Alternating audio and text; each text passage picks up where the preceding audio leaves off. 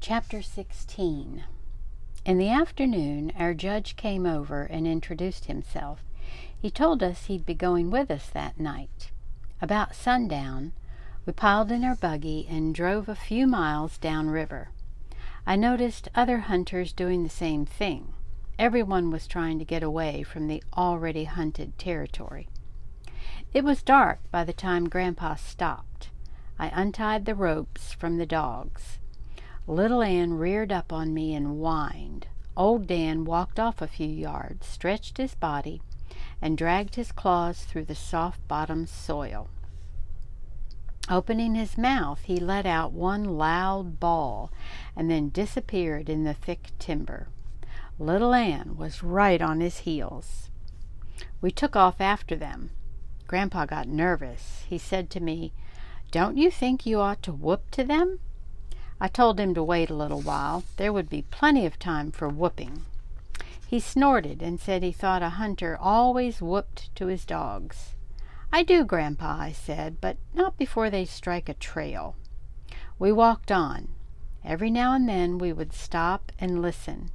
I could hear the loud snuffing of old Dan. Once we caught a glimpse of little Ann as she darted across an opening that was bathed in moonlight. She was as silent as a ghost and as quick as a flitting shadow. Papa said, "It sure is a beautiful night for hunting." The judge said, "You can't beat these Ozark Mountain nights for beauty. I don't care where you go." Grandpa started to say something. His voice was drowned out by the bell-like cry of little Ann. In a whisper I said, "Come on, Dan. Hurry and help her." As if in answer to my words, his deep voice hammered its way up through the river bottoms. I felt the blood tingling in my veins. That wonderful feeling that only a hunter knows crept over my body. Looking over at Grandpa, I said, "Now you can whoop."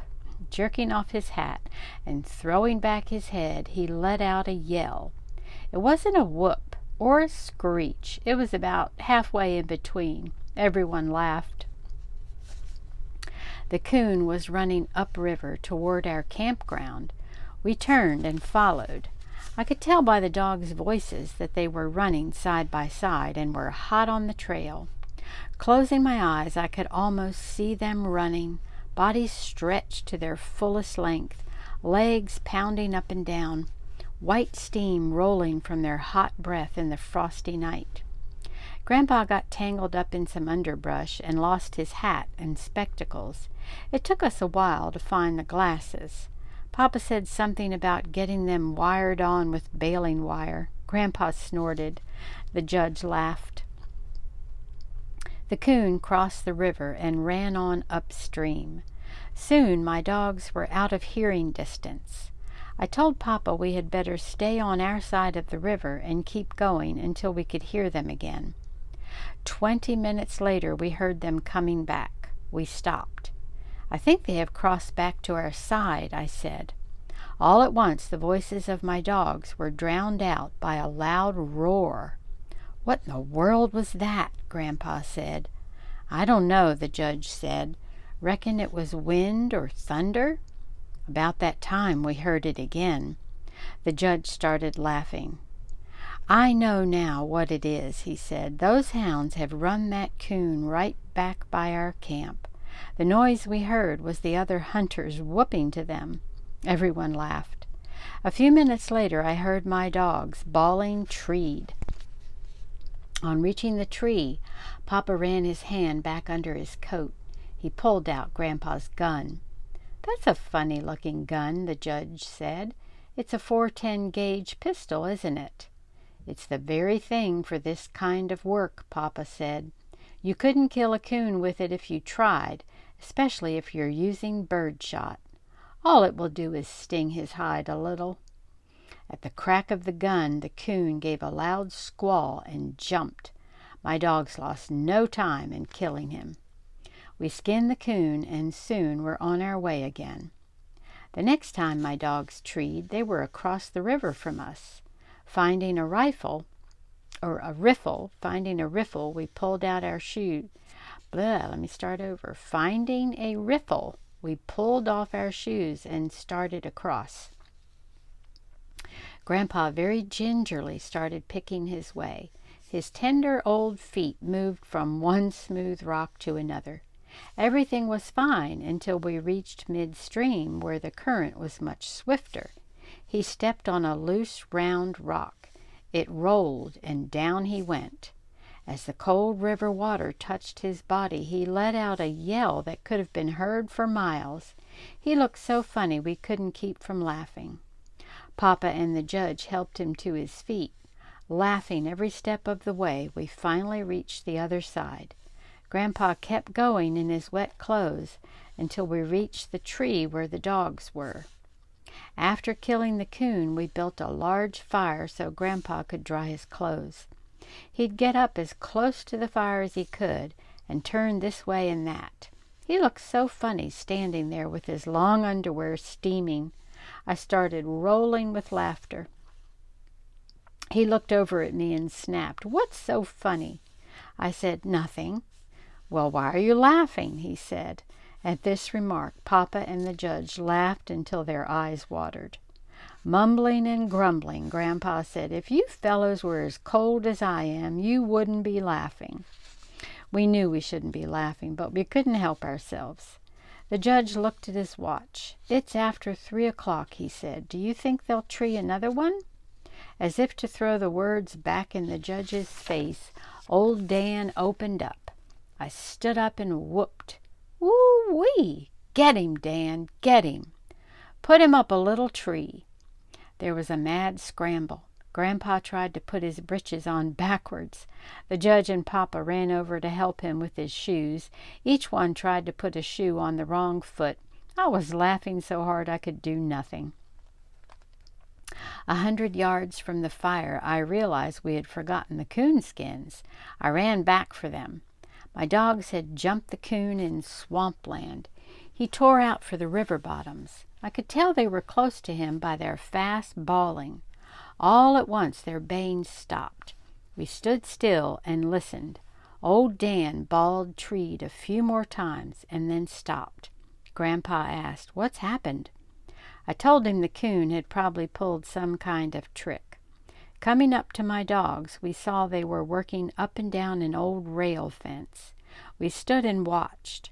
Every now and then old Dan would rear up on a large hackberry tree that was standing about 7 feet from the fence and bawl treed. As yet, little Ann had not balled the tree bark. We watched her. She was working everywhere. She climbed up on the rail fence and followed its zigzag course until she disappeared in the darkness. I told Papa I was sure the coon had walked the rail fence and in some way had fooled my dogs. Old Dan would keep coming back to the hackberry tree. He would rear up on it and bawl treed. We walked up to him. Looking the tree over, we could see that the coon wasn't in it. The judge said, "It looks like he has them fooled." "Maybe you had better call them off," Grandpa said. "We can go someplace else and hunt. We've got to get one more coon, even if I have to tree it myself." For some reason, no one laughed at his remark. "It's almost daylight," Papa said. "Yes, that's what has me worried," I said. "We don't have time to do any more hunting. If we lose this one, we're beat." Hearing the word beat, Grandpa began to fidget. He asked me, "What do you think happened? How did that coon fool them?" "I don't know for sure," I said. "He walked that rail fence. The hackberry tree has something to do with his trick, but I don't know what." "Son," the judge said, "I wouldn't feel too badly if I were you. I've seen some of the very best hounds fooled by a smart old coon." Regardless of all the discouraging talk, the love and belief I had in my little red hounds never faltered. I could see them now and then, leaping over old logs, tearing through the underbrush, sniffing and searching for the lost trail. My heart swelled with pride. I whooped, urging them on. In a low voice, the judge said, "I'll say one thing, they don't give up easily." Birds began to chirp all around us. The sky took on a light gray color. Tiny dim stars were blinking the night away. "It looks like we're beat," Papa said. "It's getting daylight." At that moment the loud, clear voice of a red-bone hound, bawling treed, rang through the river bottoms. It was the voice of little Ann. Sucking in a mouthful of air, I held it. I could feel my heart pounding against my ribs. I closed my eyes tight and gritted my teeth to keep the tears from coming. "Let's go to them," Grandpa said. "No, wait a minute," I said. "Why?" he asked. "Wait till old Dan gets there," I said. "It's daylight now, and if we walk up to the tree, the coon will jump out. It's hard to keep a coon in a tree after daylight. Let's wait until old Dan gets there. Then if he jumps, he won't have a chance to get away." "The boy's right," the judge said. "It's hard to keep a coon in a tree after daybreak." Just then we heard old Dan. His deep voice shattered the morning silence. Searching for the lost trail, he had crossed the fence and worked his way out into an old field. Turning around, we saw him coming. He was a red blur in the gray morning shadows. Coming to the rail fence, and without breaking his stride, he raised his body into the air. About halfway over, and while still in the air, he bawled. Hitting the ground with a loud grunt, he ran past us. Everyone whooped to him. Ahead was a deep washout about 10 feet wide. On the other side was a canebrake. His long red body, stretched to its fullest length, seemed to float in the air as he sailed over it.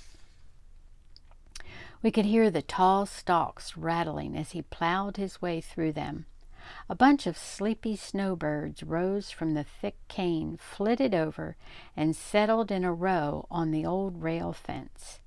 Nearing the tree, we could see it was a tall sycamore, and there, high in the top, was the coon. Grandpa threw a fit. He hopped around, whooping and hollering. He threw his old hat down on the ground and jumped up and down on it. Then he ran over and kissed little Ann right on the head. After we killed and skinned the coon, the judge said, "Let's walk back to that old fence. I think I know how the old fellow pulled his trick." Back at the fence, the judge stood and looked around for a few minutes. Smiling, he said, "Yes, that's how he did it." "How?" Grandpa asked. Still smiling, the judge said, "That old coon walked this rail fence. Coming even with the hackberry tree, he leaped up on its side and climbed up. Notice how thick the timber is around here. See that limb way up there in the top, the one that runs over and almost touches the sycamore?" We saw what he meant. The coon walked out on that limb, he said, leaped over, and caught the sycamore limb. Repeating this over and over from tree to tree, he worked his way far out into the river bottoms. What I can't figure out is how that hound found him. Gazing at little Ann, he shook his head and said, "I've been hunting coons and judging coon hunts for 40 years, but I've never seen anything like that." He looked at me. "Well, son," he said, "you have tied the leading teams. There's only one more night of eliminations.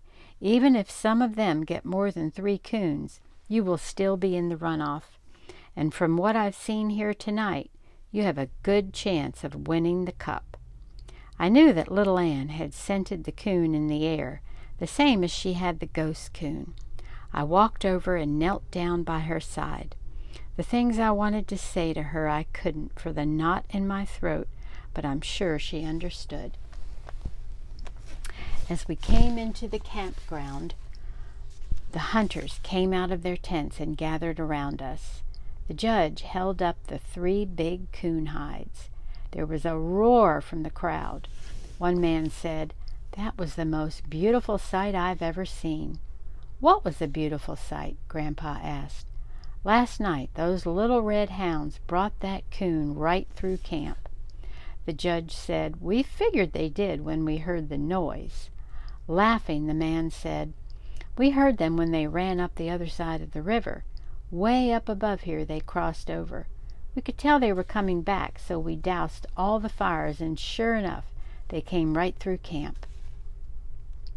Those two little hounds weren't 50 yards behind the coon, running side by side. Boy, they were picking them up and laying them down and bawling every time their feet touched the ground. I'll tell you, it was the prettiest sight I ever saw.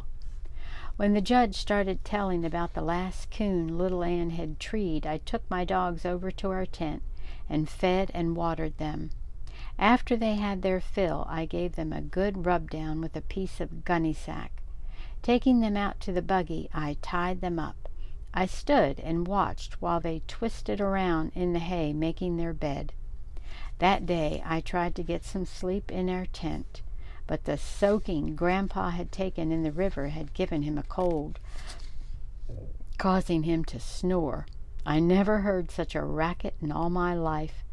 I'd have sworn he rattled the paper sacks in our grocery boxes.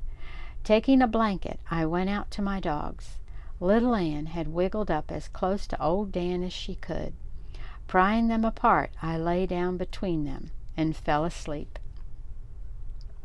The last night of the eliminations turned out like the second night. None of the judges turned in more than 2 hides. That day, about noon, the owners of the other winning teams and I were called for a conference with the head judge. He said, "Gentlemen, the eliminations are over. Only 3 sets of hounds are left for the runoff. The winner of tonight's hunt will receive the gold cup. If there is a tie for the championship, naturally there will be another runoff." He shook hands with each of us and wished us good luck. Tension began to build up in the camp. Here and there, hunters were standing in small groups, talking. Others could be seen going in and out of tents with rolls of money in their hands. Grandpa was the busiest one of all. His voice could be heard all over the camp. Men were looking at me and talking in low tones. I strutted like a turkey gobbler. That evening, while we were having supper, a hunter dropped by. He had a small box in his hand. Smiling, he said, "Everyone has agreed that we should have a jackpot for the winner. I've been picked to do the collecting." Grandpa said, "You may as well leave it here now." Looking at me, the hunter said, "Son, I think almost every man in this camp is hoping you win it, but it's not going to be easy. You're going up against 4 of the finest hounds there are." Turning to my father, he said, "Did you know the 2 big Walker hounds have won 4 gold cups?" Very seriously, Papa said, "You know, I have 2 mules down on my place. One is almost as big as a barn. The other one isn't much bigger than a jackrabbit, but that little mule can outpull the big one every time." Smiling, the hunter turned to leave. He said, "You could be right." Papa asked me again where I thought we should start hunting. I had been thinking about this all day. I said, "You remember where we jumped the last coon in the swamp?" Papa said, "Yes." "Well, the way I figure, more than one coon lives in that swamp." I said, "It's a good place for them, as there are lots of crawfish and minnows in those potholes. If a hound jumps one there, he has a good chance to tree him." Papa asked, "Why?" "It's a long way back to the river and about the same distance to the mountains," I said. "Either way he runs, a dog can get pretty close to him, and so he would have to take to a tree." That evening we climbed into Grandpa's buggy and headed for the swamp. It was dark by the time we reached it. Grandpa handed Papa his gun, saying, "You're getting to be a pretty good shot with this thing." "I hope I get to shoot it a lot tonight," Papa said. Under my breath I said, "I do too." After untying the ropes from my dogs, I held on to their collars for a minute. Pulling them up close, I knelt down and whispered, "This is the last night. I know you'll do your best." They seemed to understand and tugged at their collars. When I turned them loose, they started for the timber. Just as they reached the dark shadows, they stopped, turned around, and stared straight at me for an instant. The judge saw their strange actions. Laying a hand on my shoulder, he asked, "What did they say, son?" I said, Nothing that anyone could understand, but I can feel that they know this hunt is important. They know it just as well as you or I. It was little Ann who found the trail. Before the echo of her sharp cry had died away, old Dan's deep voice floated out of the swamp. "Well, let's go," Papa said eagerly. "No, let's wait a minute," I said. "Wait? Why?" Grandpa asked. "To see which way he's going to run," I said. The coon broke out of the swamp and headed for the river. Listening to my dogs, I could tell they were close to him. I said to Papa, "I don't think he'll ever make it to the river. They're right on his heels now." By the time he had circled the swamp, they were bawling treed. The judge said, "Boy, that was fast." I felt my father's hand on my shoulder. Looking at me, he smiled and nodded his head. Papa and I knew I had judged the coon perfectly. He didn't have time to reach the river or the mountains. My dogs had treed the coon in a tall ash which stood about 50 yards from the river. I knew the 50 yards had saved us a good hour, because he could have pulled trick after trick if he had gotten in the water. We spied the coon in the topmost branches. At the crack of the gun, he ran far out on a limb and jumped. He landed in an old fallen treetop. He scooted through it. Coming out on the other side, he ran for the river. The tangled mass of limbs slowed my dogs, and they all but tore the treetop apart, getting out of it. The coon was just one step ahead of them as they reached the river. We heard them hit the water. Running over, we stood and watched the fight. The coon was at home in the river. He crawled up on old Dan's head, trying to force him under. Before he could do it, little Ann reached up and pulled him off. In a scared voice, Papa said, "That water looks deep to me." "Maybe you had better call them off," said the judge. "That's a big coon, and he could drown one of them easily in that deep water." "Call them off?" I said. "Why, you couldn't whip them off with a stick. There's no use for anyone to get scared. They know exactly what they're doing. I've seen this more times than one." Grandpa was scared and excited. He was jumping up and down, whooping and hollering. Papa raised the gun to aim.